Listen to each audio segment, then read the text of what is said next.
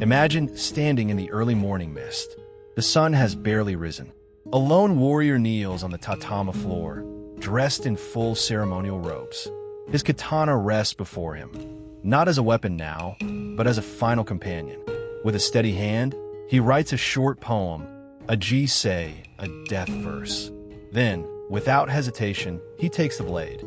This image, the fearless samurai, living and dying by an unshakable code, is one of Japan's most enduring legends.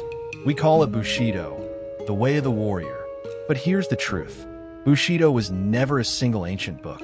No temple scroll held all its rules. In fact, the samurai code was never one fixed code at all. It was invented, reshaped, and rewritten across centuries, sometimes to guide warriors, sometimes to control them, and sometimes to inspire entire nations to sacrifice. Today, we're going to strip away the myths and trace Bushidō from its violent birth in the chaos of medieval Japan, through the long peace of the Edo period, into the industrial Meiji era, and finally, to its role in modern Japan. The story you're about to hear is not a legend. It's the truth, and it's far more fascinating. Our journey begins long before the word Bushidō existed. In the late Heian period, around the 11th and 12th centuries, Japan's political landscape was shifting. The imperial court in Kyoto still held symbolic authority, but power on the ground was increasingly in the hands of bushi, provincial warriors serving noble families. The word samurai itself comes from saburo, meaning to serve. And that service was not abstract. It was deeply personal. A samurai owed loyalty to his lord, not to a nation or a code. Back then, there was no philosophical Bushidō.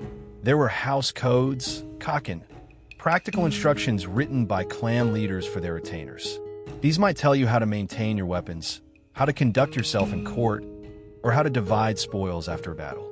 The Chikobasho of the Shiba clan, written in the 14th century, doesn't speak of dying honorably. It speaks of showing up on time, keeping your armor in order, and not stealing from allies. In the Kamakura period, 1185 to 1333, after the Minamoto clan established the first shogunate, samurai society became more structured. The concept of giri, duty, or obligation began to take root. But giri wasn't a poetic idea. It was about debt and repayment. If your lord rewarded you, you owed him your service in return, sometimes at the cost of your life. This early warrior ethic was forged in constant conflict. The Mongol invasions, 1274-1281, the civil wars between northern and southern courts, 1330s, 1390s, and the rise of powerful regional lords. In this environment, ideals like loyalty were as much political tools as personal virtues.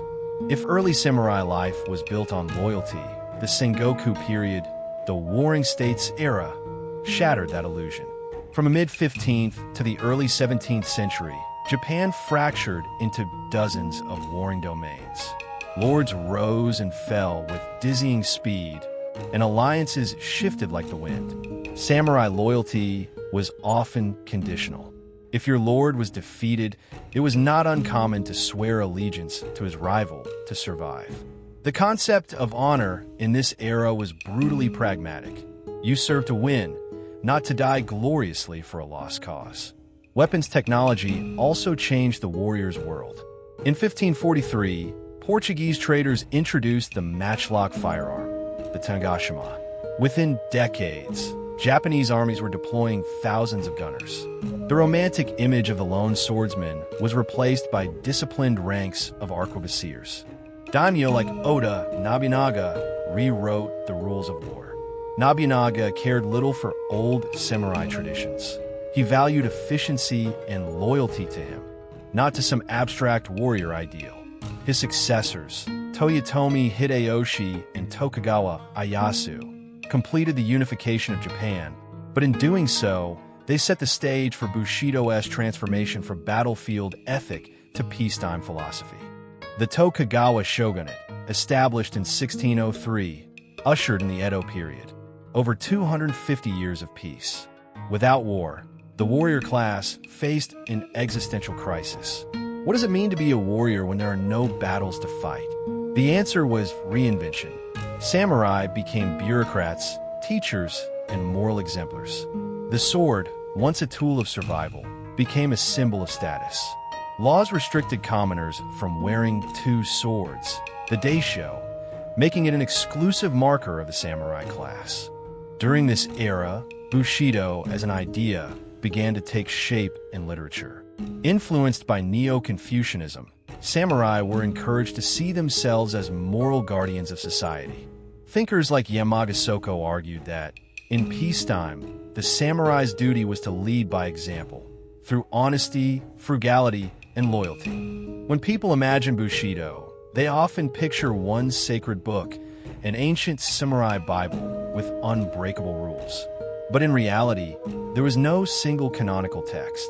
What we call Bushido today comes from a patchwork of writings, each reflecting the values of its time, region, and author. These writings can be divided into three broad types. Military strategy manuals, written by warriors for warriors. Philosophical treatises, blending Confucian, Buddhist, and Shinto thought. House codes, kaken, practical instructions issued by feudal lords to their retainers. One of the most famous is Hagakure, compiled in the early 18th century by Yamamoto Tsunetomo, a former retainer of the Nabeshima clan. The most quoted and most misunderstood line in Hagakure is this: "The way of the samurai is found in death." In Western pop culture, this is often taken literally, as if samurai were obsessed with suicide. But Tsunetomo was writing during the Edo period, a time of peace when samurai had few real battles. His statement was a metaphor for readiness. A samurai should live each day as if prepared to die for his lord, so he can act without hesitation. Tsunetomo's work is filled with paradoxes. He disapproved of over-intellectualizing the samurai's role, yet he himself wrote philosophical reflections. He encouraged simplicity and decisiveness, but also valued etiquette, poetry, and the study of classics. In short, Hagakure is not a universal Bushido code. It's one man's moral diary. Another foundational text is Gorin no Sho, or the Book of Five Rings, written in 1645 by Miyamoto Musashi, perhaps Japan's most legendary swordsman. Unlike Hagakure, this is not a moral treatise. It's a manual of combat strategy. Musashi divides his teaching into 5 rings or elements: earth, water, fire, wind, and void, each representing an aspect of martial understanding. You must understand that there is more than one path to the top of the mountain. Musashi's Bushido is pragmatic: adapt to your enemy, be unpredictable, and master all weapons. He downplays rigid forms, a striking contrast to Tsunetomo's ideal of unwavering loyalty and discipline. The lesson?